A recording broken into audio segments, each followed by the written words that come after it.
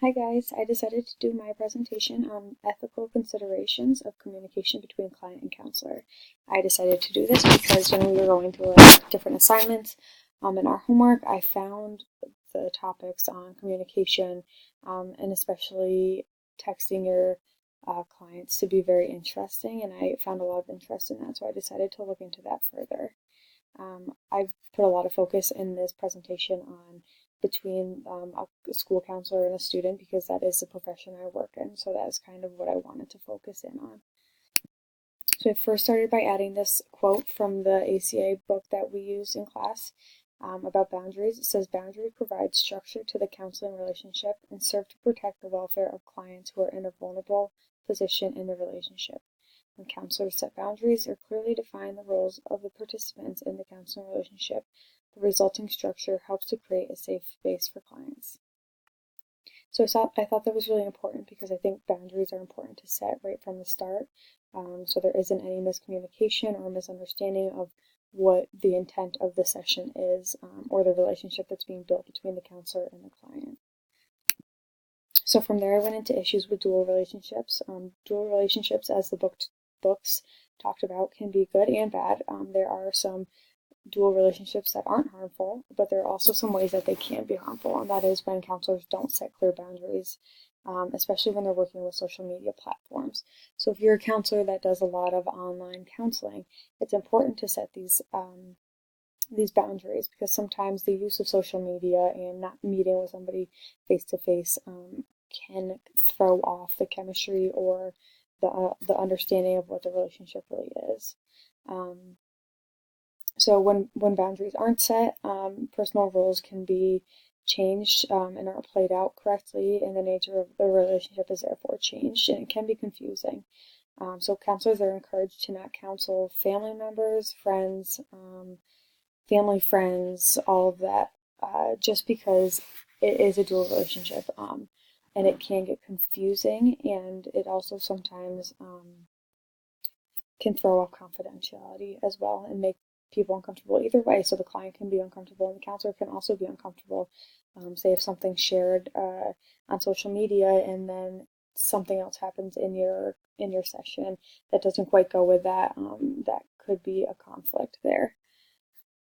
So before counselors go into a session, they are encouraged to consider the risks and benefits of counseling those that are close to them. So before you start a session with somebody you might know or have a different relationship with, or have on social media for some reason, what the risks are of that relationship and what the benefits could be.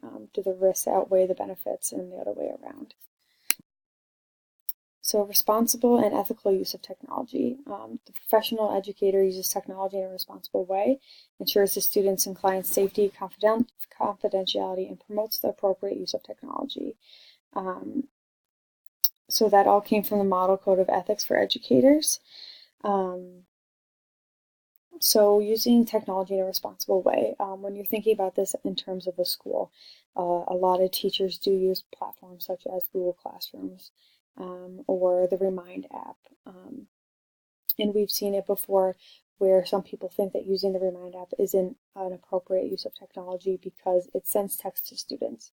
But what that really is doing is the student is putting in a safe code that is given to them by the school. It doesn't use a teacher's cell phone number or a counselor's cell phone number. It's all through this system in this app. So it's important for teachers to use and counselors to use ways of communication such as that instead of doing things like texting. Ensuring the students or the clients, whatever you may have, their safety. So talking about these apps and these ways of communicating before the sessions begin, and what the proper way to communicate between the two of you will be. As far as the school goes, I don't really think it's appropriate for students and teachers to be texting, which we'll talk about more later, but if you counsel out of your home, maybe it's different for you. So making sure you talk to your client about their safety and what their boundaries are and what your boundaries are, as well as confidentiality within that, and promoting the appropriate use of technology. So when I say that, I picked that from the website because I think that's important, because when teachers are using technology or counselors are using technology, making sure that their students understand why you're using this technology platform and why it's considered a safe platform to use, and why it's better than some of the other ones that you could be using. So know your business or your school's rules in regards to media and interactions with clients.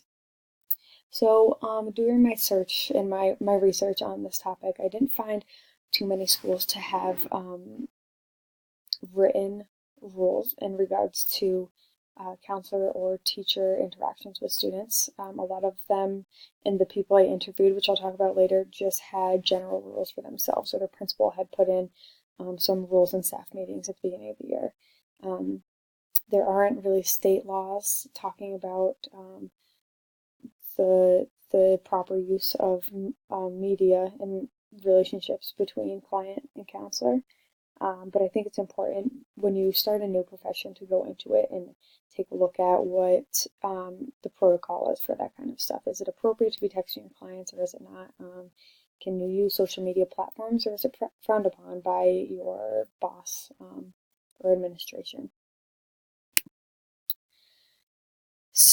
There we go. So a lot of schools, like I said, have unwritten policies stating there is to be no social media interaction with students. They're not, if you look in schools' mission statement and their handbooks, you won't really find it there. But when I did a lot of research, I found that a lot of these schools and the principals have these unwritten rules of how their students and teachers should be interacting. So this one I found, it says in 2011, Missouri passed a law banning teacher and student interactions on social media. They found it caused blurred lines and misunderstanding among students. So that is one state that I was able to find that did have a law passed banning student and teacher interactions. I read a section from a principal talking about the advantages of that. And it kind of just talked about how it opened teachers and students up to have more face-to-face conversation, as well as it cut back on that possibility of having a problem and potentially having to let a teacher go or a counselor go because of these boundaries that were being crossed, whether they realized it or not. As far as the students go, it stopped with the blurred lines or the misunderstandings among students. Students are still kind of immature and they're still growing. Their brain is still developing. And if they were to be texting a teacher and getting responses from a teacher, especially a student who's very emotionally needy, so to say, they might thrive off of those texts and look at it as more than what the teacher has intended for.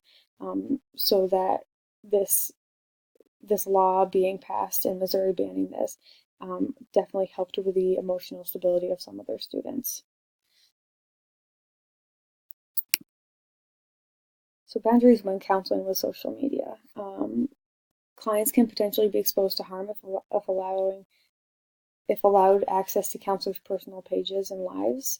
So setting clear social media boundaries, not becoming friends with your clients on social media is important, because they are opened up to your life, and not only that, but the counselor is put in harm's way at that point too, because you are opening yourself up to a client who, if you don't know them well, you don't really know where your relationship lies and where that could take them. It's important for counselors to be careful of their online footprint.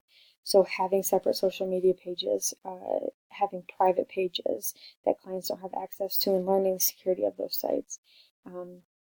So this one website, sorry, I have to look at what it's called again, National Association of State Directors of Teacher Education and Certification, was one website that I found a lot of information on, and it talked about the importance of having private pages, and as counselors, knowing and understanding the security that goes along with those pages.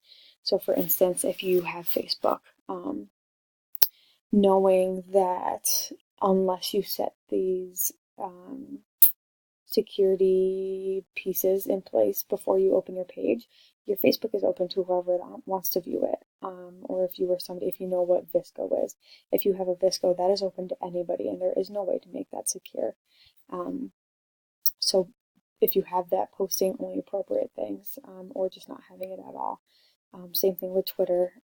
Twitter is one of those things that when you open it, it asks you in a small font print if you'd like your page to be private or not. And if you don't make that private, then it's open to anybody who wants to type in your name and access you. So making sure you know those as well. So on that same National Association of State Directors of Teacher Education and Certification, I found this one area that talked about some cell phone use boundaries that have been set by different schools. And it didn't go through and talk about what schools exactly, but a bunch of nationally recognized schools had sent in lists of their unwritten boundaries. So these are some rules and regulations that schools had set that they ask their teachers to follow. So a lot of them have to do, as you can see, with coaches and making group text. So coaches and teachers may send group text to an entire team or class. They may send group text to an entire team or class, but also might decide to include parents.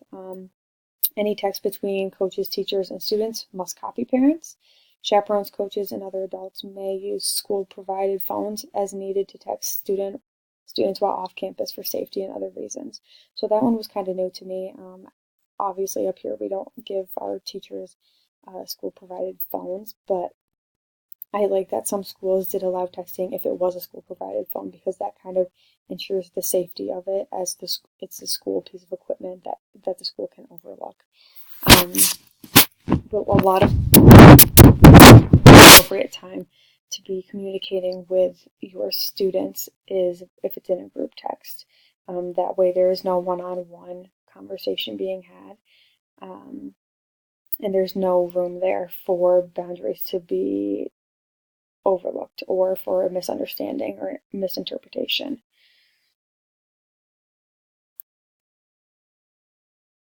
So these are just some more using popular apps like GroupMe and Remind.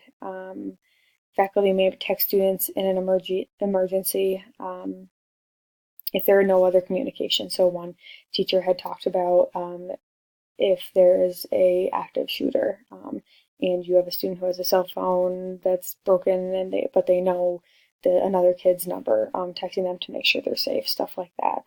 That was all said in that article as well. So what I decided to do to end my presentation was to look at local schools and some of their administrators or counselors and talk to them about interaction between students and teachers and their thoughts on that. So the question was, what is your take on how your school handles interactions with cell phones and social media between teachers and students? So first I did a high school counselor, and she said our principal says no interaction at all on social media or by text until after graduation, and she said that is my own personal rule as well. She stated, I have interacted with a student via text once when in crisis mode, but after the original message was sent, we took care of it through the parent's number that was given on their school tool. So we do have access to all of that. So once that student had texted her and said, I'm feeling suicidal, she was able to get on the school tool, get a hold of the parents, and asked to talk to the daughter, talk to her first, and then went from there and talked to the parent to keep that confidentiality. When asked if she allows students to add her after graduation, she said, I enjoy following my students after graduation and being able to keep up with them. Now moving along because I only have 1 minute. From middle school counselor, she said, I have no contact with students until after graduation, and our principal addresses this in a staff meeting at the beginning of the year. Counselors in the school push into different classes to talk to them about the appropriateness of social media and why it's not appropriate to send your teachers Facebook requests and why they likely aren't going to add you back. From a CSE chair, same thing, no communication on social media with students, whether they be special ed students or not, until after graduation. The only time she found this acceptable was between coaches, as that other article I talked about, sending group texts, and she emphasized no individual contact. And I have one more on here that is from a school principal, but because I only have a couple seconds left, I'll leave that one out. And just talk about how at the end I talk about proper forms of communication, and I hope you get to look over those.